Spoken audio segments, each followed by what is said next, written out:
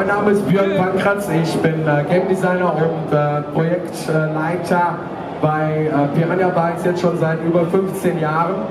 Und ja, dann hätten wir gerne die nächste Folie bitte, damit wir auch unser Firmenlogo mal sehen. Und jetzt, wer bist du denn?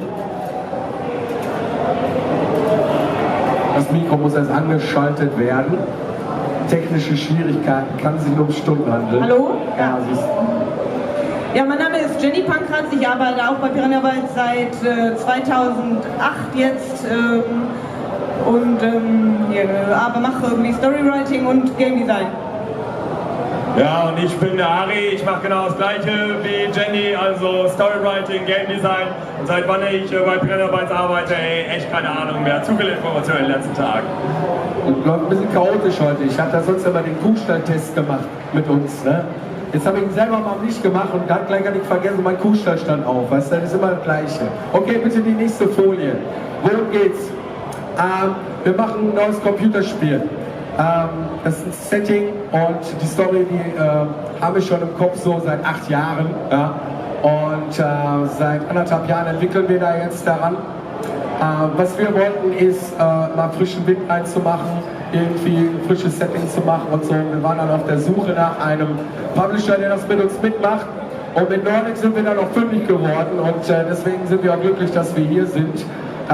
Wir wollten mehr Freiheit haben in den Entscheidungen und so weiter und wir können jetzt tatsächlich alles das ins Spiel reinbringen, was in unserer Vision dann auch vorkommt und so weiter, und da sind wir sehr froh drüber. Und die Jenny, die wird uns jetzt erzählen. Die nächste Folie bitte. Könnt ihr uns ineinander gut verstehen? Und das trotz meiner Stimme Zeugs, ja? Das ist sehr schön. Okay, schön. Ja, was ihr hier seht, ist ein Screenshot aus unserem Spiel. Ein etwas mitteleuropäisch anmutender Bereich in unserem Kontinent. Wir arbeiten an dem Ding jetzt seit etwa 1,5 Jahren und es ist bereits spielbar. Das ist für unsere Verhältnisse recht früh, sodass wir sehr viel Zeit haben, das Ganze auch gut zu balancen und gut zu machen. Und erscheinen soll das Ganze dann auf dem PC, PS4 und Xbox One im Winter 16, 17. Das machen wir auch diesmal alles in-house. Nächste Folie. Was ist das denn, was wir hier machen? Wir nennen das Ganze ein postapokalyptisches Science-Fantasy-Setting. Warum? Ihr müsst euch vorstellen, das ist im Grunde genommen so ähnlich wie bei uns jetzt, eine Welt ähnlich wie unsere, und dann kommt ein Meteor, ein ziemlich großer, und zerstört nahezu alles, was es gibt. Und mit der Zerstörung kommt auch ein neues Element, das der Meteor mitgebracht hat, das nennen wir Elex. Das Elex hat verschiedene Fähigkeiten. Auf der einen Seite positive, das ist sehr mächtig, hat magische Fähigkeiten, man kann das für Technologie verwenden und in Waffen packen. Auf der anderen Seite hat es aber auch einen negativen Effekt, denn wenn man das Zeug konsumiert, verliert man alle seine Emotionen, wird rational, logisch und kalt. Und damit möchten wir gerne spielen in dem Game, denn wir sind jetzt im Grunde genommen viele Jahre nach der Katastrophe und die Menschen haben verschiedene Wege gefunden, mit der Situation umzugehen und mögen das Elex oder nicht. Da kann ich viele Sachen entscheiden. Nächste Folie. Hier auf diesem Bild kann man ziemlich gut sehen, wie diese Gegensätze, wir stehen auf Kontraste. Ja? Wir glauben, dass man eine Geschichte nur dann erzählen kann, wenn man ordentliche Kontraste einbaut. Das heißt, wenn die Charaktere auch wirklich unterschiedlicher Meinung sind und auch unterschiedliche Intentionen haben und an unterschiedliche Dinge glauben, dann ist die Sache auch interessant, dann hat das Salz in der Suppe. Ja? Hier haben wir futuristisch anmutende Fences. Hier ist unser Spielercharakter, der eine mittelalterliche Rüstung trägt, mit einem Schwert kämpft, ja? Hinten etwas auf dem Buckel hat, was wir gleich nochmal erklären werden, ein Mutantenmonster, im Hintergrund irgendwie Schrott und so ein Zeug. Und auch der steht auf einem Schrottauto. Ja? Das heißt, das sind viele Elemente, die wir glaubwürdig in eine Welt einbauen wollen. Weil wir finden, wenn ein Charakter tatsächlich irgendeine dieser Komponenten verkörpert, dann dann hat er auch ein Standing und dann hat er auch hat er ziemlich viel, was ihn ausmacht, was ihn charakterisiert. Und du willst auch eine Gruppe haben, du willst Companions haben, die tatsächlich die einzelnen Fraktionen dann nachher repräsentieren. Und das finden wir sehr, sehr interessant an der ganzen Sache. Die nächste Folie bitte. Ja, die Welt ist gefährlich, ne? Und draußen ist es gefährlich, Monster sind da und so. Wo gehe ich denn hin, ja, wenn es draußen so gefährlich ist und ich will da nichts mehr zu tun? Ja, haben wir auch wieder Camps, ist die Frage. Die werden wir wohl haben, wir werden Lager haben, wir werden Städte haben, wo sich Menschen zusammengerottet haben, also zivilisierte Gegenden. Was uns wichtig ist, dass wir eine gefährliche und organische Welt haben wollen. Also wenn ihr rausgeht, dann sollt ihr aufs Maul bekommen, weil es hat jeder von uns verdient, mal aufs Maul zu bekommen. Und also ihr sollt wieder eine Herausforderung haben. Das heißt, ihr latscht nicht einfach raus, irgendwie pisst jemand in die Suppe, dann muss er euch auf die Fresse geben. Unsere Monster sollen wirklich für euch eine Gefahr darstellen. Also auch die NPCs sollen eine Gefahr darstellen. Das heißt, ihr habt es gehört, es gab eine Katastrophe. Und deswegen muss man sich gut überlegen, wo geht man hin. Nichts ist so, wie es scheint. Björn hat es angesprochen, es wird zivilisierte Gegenden geben. Und ihr werdet, wie ihr es von uns kennt, verschiedene Fraktionen haben. Den könnt ihr euch anschließen, die sind sehr, sehr unterschiedlich. Mögen sie auch nicht untereinander unbedingt. Und ihr werdet da die Qual der Wahl haben. Wird euch Spaß machen. Nächste Folie bitte. Das ist eine zu weit, aber ist okay. Was für Features werden wir denn haben? Features, C3. Das wäre Amadeus Bart gewesen. Ja, genau. Ja, aber du Arsch. Aber der hat jetzt Pause, der ist nicht so gut. Okay. Ja, welche Features haben wir drin? Das ist halt Piranha Bytes Rollenspiel. Wir haben und unser Spiel baut auf 3 fetten Säulen auf. Einmal das Story und Setting. Ja, da sagen wir nachher noch ein paar Worte zu. Dann die Simulation, das heißt, wir haben eine Weltsimulation. Wir wollen die Welt glaubwürdig machen. Jeder Charakter hat einen eigenen Tagesablauf. Ja? Jeder ist eingebettet in die Welt so plausibel, wie es nur geht, um die ganzen Charaktere so interessant zu machen wie möglich und den Weg interessant zu machen wie möglich. Das ist eine Seamless World. Wir haben keine Loading Screens, das heißt, ihr kommt überall hin. Maximale Freiheit. Ja? Schwertkampf ist drin. Über den Kampf wird der Harry nachher noch was erzählen. Ne? Fernkampf, alles Mögliche. Und ja. Nächste Folie bitte. Das ist ganz schön chaotisch, ne? Also irgendwie. Okay. Aber was mache ich denn in der Welt? Was mache ich denn da? Das ist echt geil. Also, so chaotisch ist da noch nie gelaufen, ne? Oder? Haben wir denn Items im Spiel? Welche Items haben wir denn im Spiel? Also wir haben natürlich alle Sachen, die ihr im Grunde genommen auch sonst von uns gewohnt wart, nur mit einem etwas größeren Potpourri. Natürlich haben wir Items in der Welt, sehr viele unterschiedliche, viele davon soll man auch fürs Craften benutzen können. Du kannst deine Waffen modifizieren, du kannst verschiedene interaktive Objekte in der Welt nutzen. Wir haben Tagesabläufe, wir haben Tag- und Nachtwechsel, selbstverständlich. Und du kannst im Grunde genommen machen, was immer du möchtest in unserer Welt.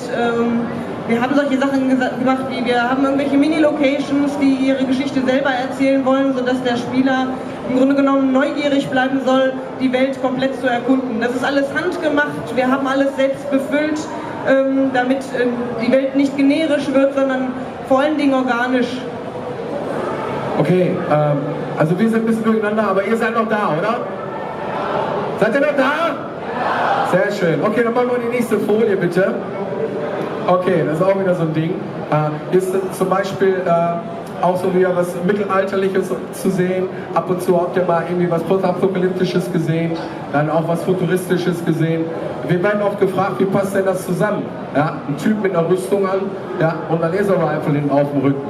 Dann sage ich immer, ja gut, ja das geht nicht, das ist irgendwie unplausibel, da komme ich nicht drauf klar oder sowas höre ich immer so, ja. Und dann frage ich immer, okay, du sagst, das ist unglaubwürdig, aber was ist denn, wenn du hast einen Sternzerstörer, Darth Vader ist da drin, dann kommt der Luke Skywalker und alle Stormtrooper, die verbissen sich, ja, mit ihren dicken Laser-Rifles und so weiter und sagen, nee, mit denen wollen wir nichts zu tun haben, ja. Lass mal schön hier Papa und Sohn sich kloppen, ja, die hauen gleich den ganzen Sternzerstörer in den Arsch hier, ich verpiss mich jetzt ganz schnell mit meiner Rettungskapsel. Ist das plausibel? Hört sich das für dich plausibel an? Dann wird dir jeder sagen, ja sicher, na klar, so, ja, okay.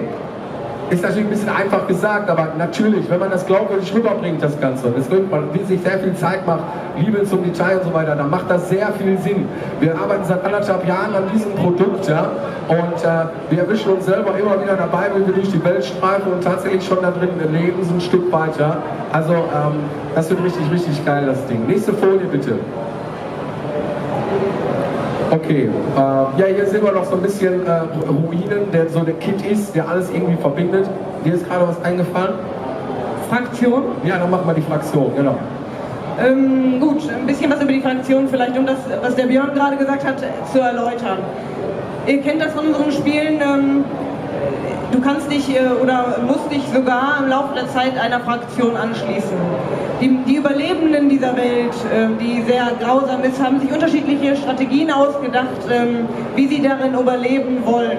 Auf der einen Seite haben wir dann, das ist so der Fantasy-Part, die Berserker zum Beispiel, die wollen das Elex nicht. Das ist etwas, was viel Zerstörung gebracht hatte. Die kämpfen mit Schwert, mit Schild. Wir haben wieder Zweihänder und solche Sachen. Und die kehren das Elex um und nennen das Mana. Entschuldigung.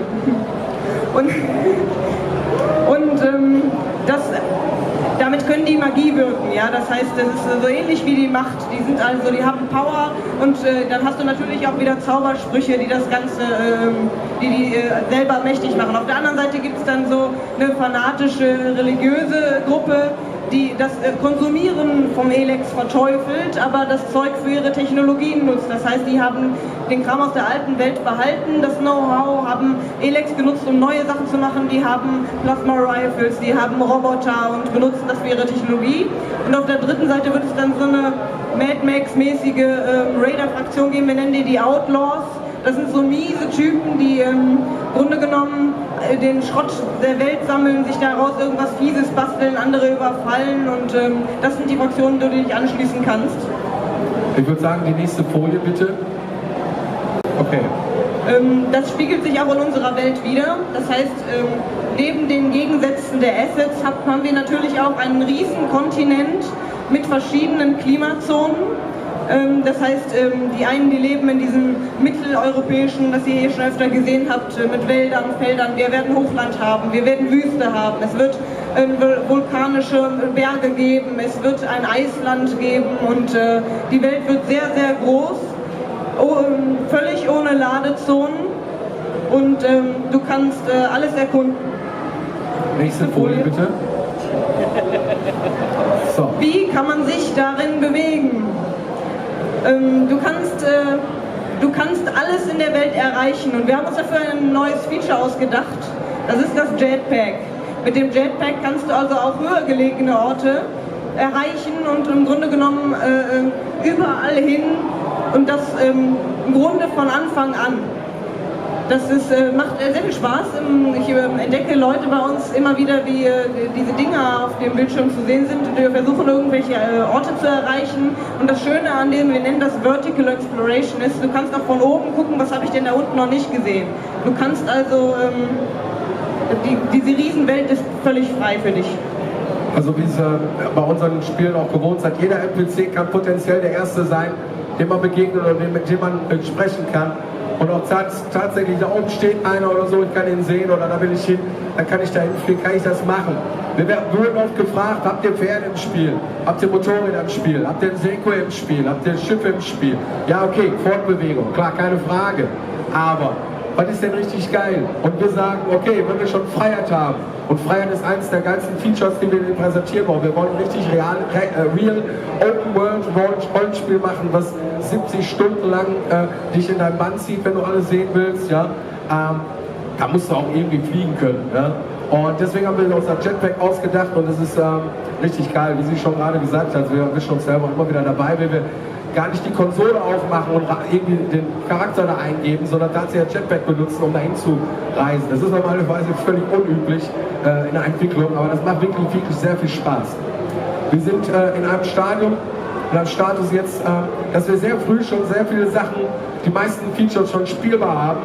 Und das ist eigentlich uns so noch nicht passiert, also dass wir die ganzen Features schon greifbar haben, schon testen können und zum Spacing und zum ums Balancing kümmern können und so. Wir sind auf einem sehr guten Weg, das Ding so geil zu machen wie möglich. Wir haben jetzt noch glatt Jahre vor uns und das wird noch richtig cool. So, nächste Fiole bitte.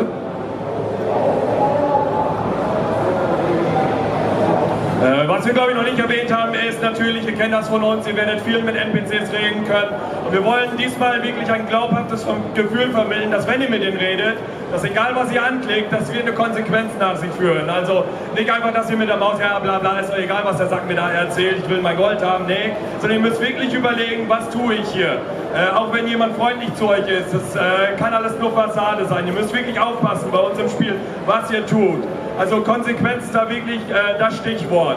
Und wir wollen es auch so vermitteln, dass selbst ein Badass kann die Welt retten und von einigen Leuten noch geliebt werden. Also ihr könnt euch das aussuchen, wie ihr spielen wollt. Die Welt wird auf jeden Fall darauf reagieren. Das ist eine sehr, sehr nette Sache. Und dazu haben wir auch ein Moralsystem eingebaut. Das ist weit vom klassischen Gut-Böse-Schema ab. Das heißt, es ist viel differenzierter. Es hat auch mit der Story zu tun, mit dem Elex zu tun. Ihr habt schon gehört, es macht gefühllos. Und deswegen eher so ist es der Kampf zwischen, bin ich menschlich oder verhalte ich mich eher logisch wie eine Maschine. Also sehr, sehr interessant. Ich weiß, es ist vielleicht ein bisschen zu viel für einmal, aber ihr werdet es alle kaufen und dann wisst ihr, was ich meine. Und wir sind auf jeden Fall schon sehr neugierig, welchen Weg ihr wählen werdet. Nämlich beim Gut und Böse ist es so, dass statistisch gesehen ungefähr so 70% der Leute den guten Weg wählen. Ist meistens so. Ja? Aber in diesem Fall ist es so, wenn du menschlich reagierst, Emotionen hast, kannst du sowohl empathisch sein, als auch, wie er sagt, Badass. Du bringst alle um, du hast immer blöde Antworten und so weiter. Das ist alles menschlich. Das ist auf der einen Seite. Das ist aber nicht schlecht, ist ja nicht gut, nicht böse. Was ist es jetzt? Und wenn du maschinenmäßig und rational handelst, vernünftig handelst, ja, auf der anderen Seite, wir werden mal sehen, wer euch entscheidet in den entsprechenden Wegen. Alles hat Konsequenzen, ja, in der Welt, was du tust. Und zwar sehr weitreichend. Die nächste Folie bitte. Ich glaube, jetzt kommen wir auch zum Kampfsystem, Harry. Das ist dein Part. Ja, genau. Da kann ich auch noch ein bisschen was zu sagen. Wie ihr wisst, in unserer Welt, da wird nicht nur gelabert, da wird auch auf die Fresse gegeben. Und das wollen wir euch natürlich auch wiedergeben. Aber damit wir es euch nicht zu einfach machen, weil das geht ja gar nicht hier, also was soll das, haben wir das Kampfsystem komplett neu gemacht. Das heißt, neue Animationen, neue Figuren, bla bla bla bla bla. Das ganze Gegnerwahlen wird neu sein. Das heißt, ihr könnt nicht einfach in eine Gegnergruppe reingehen und denken, okay, jetzt bin ich hier der coolste Hecht im Teich, ich mache alle platt.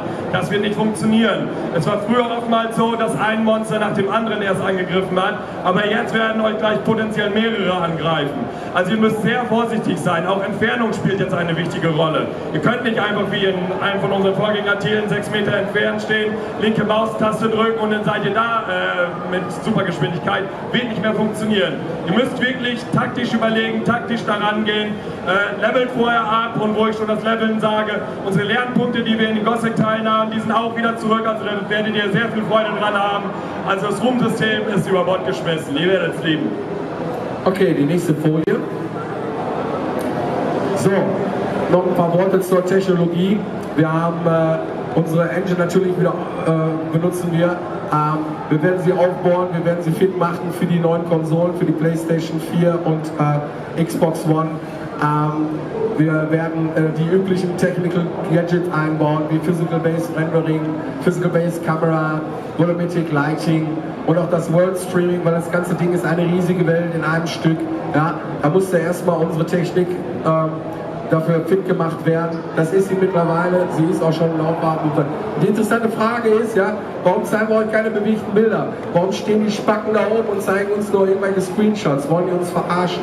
Nee, wir wollen euch noch nichts zeigen. Wir haben der Presse schon bewegte Bilder gezeigt, wir haben denen auch schon Code gezeigt, das heißt, um denen zu beweisen, dass wir wirklich schon so weit sind, ja, dass es nicht gefaked ist oder irgend sowas.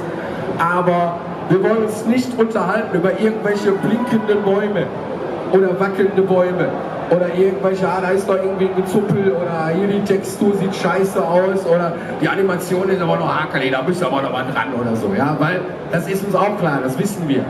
Ja, das heißt, man hat nur eine erste Chance, einen ersten guten Eindruck zu machen und viele bewegte Bilder sind ja auch schon geleakt. Das heißt, wenn ihr richtig sucht, dann werdet ihr auch was finden.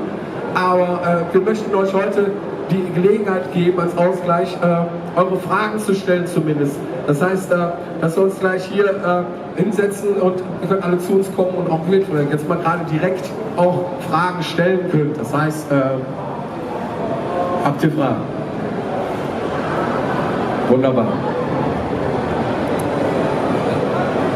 Ich wollte einfach nur wissen, ob ihr auch nicht nur in der Luft sein seid oder auf der Erde, sondern auch unter Wasser. Ja, klar. Achso, unter Wasser, so spielbarer Bereich vielleicht? Nein, du kannst fliegen, du kannst schwimmen und ich würde jetzt nicht partout sagen, das könnte nicht mehr kommen, aber bisher ist es noch nicht im Spiel. Deshalb, wir wissen es noch nicht ganz genau, bisher nicht.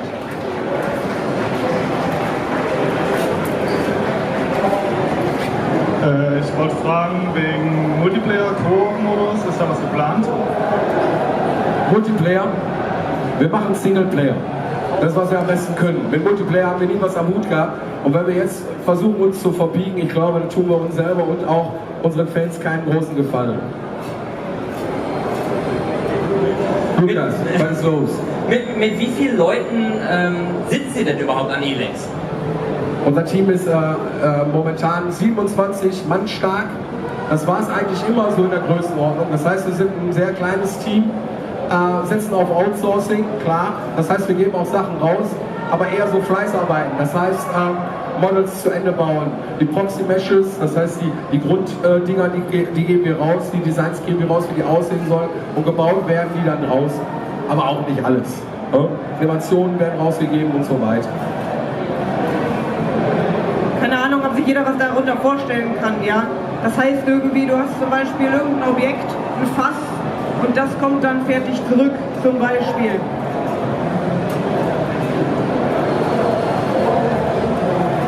Wie sieht es aus mit dem Schwierigkeitsgrad? Wenn man meistens alles erkundet, überholt man auf das Level. Das ist dann langweilig.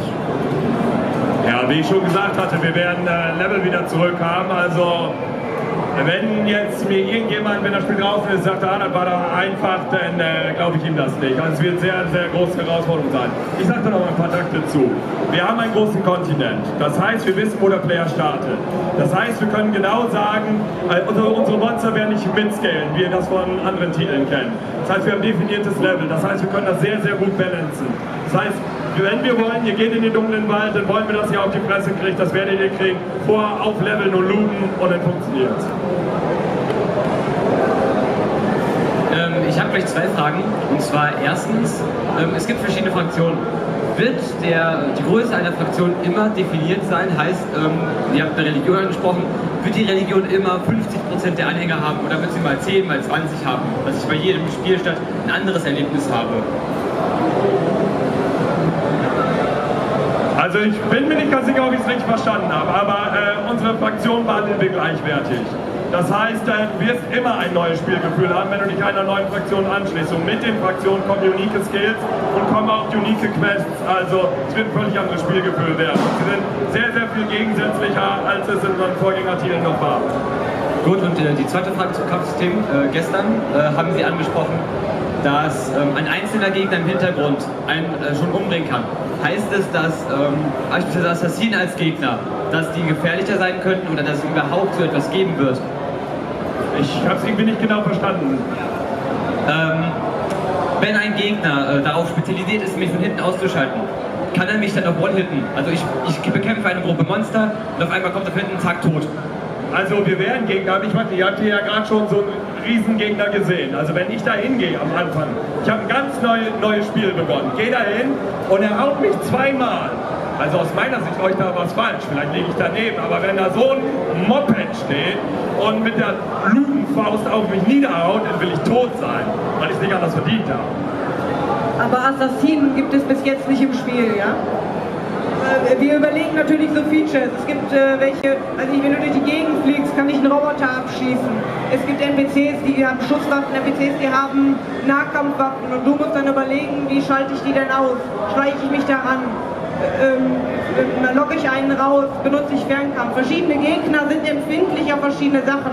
Du kannst nicht mit Pfeil und Bogen auf einen Roboter schießen, das macht keinen Sinn, aber du kannst damit super einen Wolf jagen gehen und so weiter. Es gibt auch andere in der Richtung. Wie können wir uns denn das Kampfsystem mit Schusswaffen vorstellen? Eher orientiert an modernen Shootern oder Eigenkreation? Wir haben das Schusswaffensystem komplett neu aufgesetzt. Also das, was ihr zum Beispiel aus Risen 3 kanntet, das wird so nicht im Spiel sein. Ich weiß jetzt nicht, wir machen ein Third-Person-Spiel. Das heißt, wir werden natürlich nicht das Rad neu erfinden. Warum auch, wenn es andere gut machen. Wir haben uns aktuelle Titel angeguckt und ich denke, es wird nachher auch gut funktionieren, sodass auch Schwert gegen Schusswaffe realistisch dargestellt ist. Die haben alle verschiedene, die fühlen sich alle unterschiedlich an, ja. Einige haben Munition und du musst mit allem selber zielen, wenn du die hast. So etwa kann man sich das vorstellen.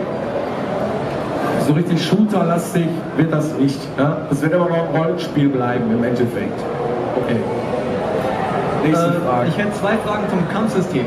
Und zwar einerseits kann man das Jetpack benutzen, wenn man kämpft, also dass du praktisch fliegst und dann mit dem Schwert so auf den Gegner runter. Und wenn die Gegner zu stark sind, wenn ich jetzt irgendwo hingehe, wo ich richtig auf den Sack kriege, kann ich dann weglaufen, wenn ich auf den Sack kriege? Also du wirst auf jeden Fall in der offenen Welt bleiben. Natürlich kannst du weglaufen, du wirst immer weglaufen können. Aber wenn du jetzt so einen fetten Bot hast als Beispiel und du fliegst mit dem Jetpack weg, dann ballert der dich in der Luft über den Haufen und dann fliegst du nur noch einen Haufen Schrott. So wird das laufen. Das heißt, wenn wir das direkt machen, in der Welt, dann wirst du nicht in einen Käfig gesperrt, so, Runde ein.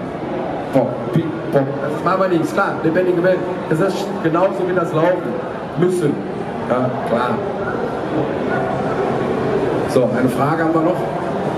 Ich hätte eine Frage zu der Magie, die ihr angesprochen habt. Kann man die Magie praktisch zum Einsetzen, um Gegner abzulenken, oder kann man Häuser ausrauben mit einer bestimmten Spell, dass die Bewohner ablenkt sind oder sowas? Es gibt unterschiedliche Sachen, gerade im Bereich Magie. Auf der einen Seite gibt es, ich sag mal, verbrauchbare Magie, die du in der Welt finden kannst, die kannst du einmal verwenden. Und dann gibt es natürlich mehr Magie, die du dann erlernst, wenn du der Gilde beitrittst, sage ich jetzt mal, die auch permanent verwenden kannst mit Mana. Und da gibt es auch Unterschiede. Es gibt Kampfmagie, es gibt besondere andere Sprüche und Diebstahl ist nochmal eine eigene Sache. Diebstahl ist etwas, das kann jeder lernen, aber das ist vor allen Dingen auch eine eigene Kategorie für sich. So, wir haben jetzt hier noch eine letzte. Ja, mich hätte interessiert, ob es auch wieder so coole Cheats wie den altbekannten PC Rockefeller geben wird.